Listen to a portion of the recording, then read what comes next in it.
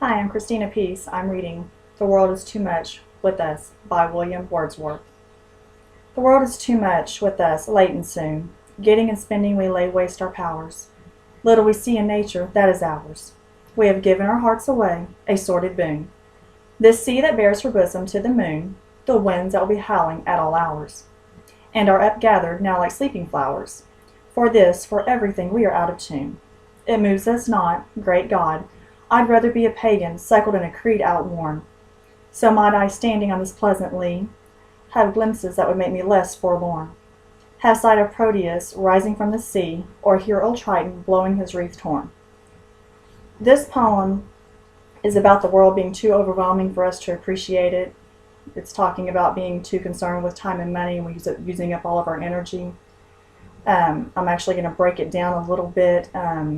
I did some research into the specific lines. Lines 3 and 4, it says, "Little we see that in nature that is ours. We have given our hearts away, a sordid boon." It's pretty much saying that it's a rift between nature and humanity. It says we've lost because we've given our hearts away. And this, we see that nature that is ours can mean several things. It mean that we've been so absorbed in consumerism and another world we no longer seem a part of nature.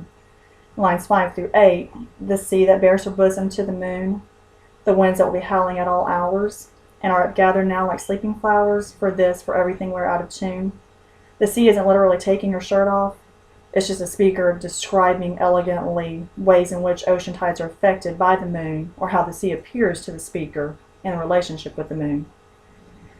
And then the speaker's describing the winds at rest. They're sleeping flowers that will howl when they wake up, which is a weird saying.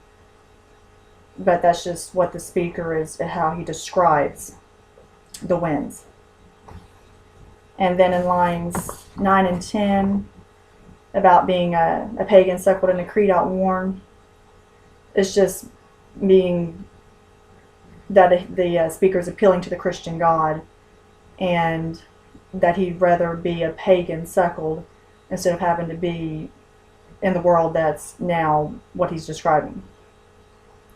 "So might I, standing on this pleasant lea, have glimpses that would make me less forlorn. Forlorn is being lonely and sad." He said he'd rather be a pagan so he could look at the land in front of him and see something that wouldn't make him feel lonely and sad.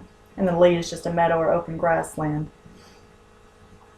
And then the last of the poem, lines 13 and 14, "Have sight of Proteus rising from the sea, or hear old Triton below his wreathed horn."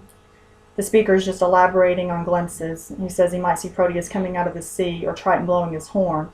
Proteus is a sea god in Greek mythology, and he had the ability to prophesy the future, but didn't like doing it.